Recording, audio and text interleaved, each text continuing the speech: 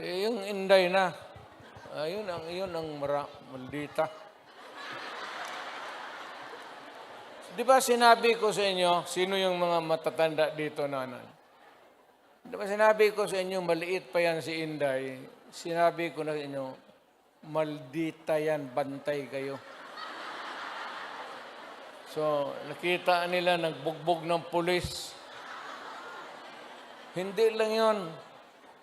Hindi, yung nakita lang ninyo sa TV, maraming binugbog yan, mga driver namin, pati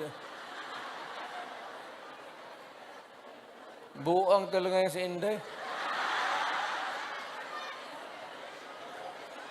Pero kung yun ang masunod sa inyo, magsunod sa akin pagka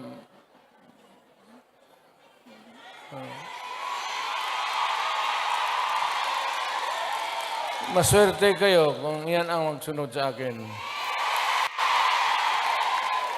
Kasi malapit na tayo talaga sa gira. Mamili kayo ng kalaban. Hindi, ano yan si Inday. Bright, smart, pero mainit ang ulo.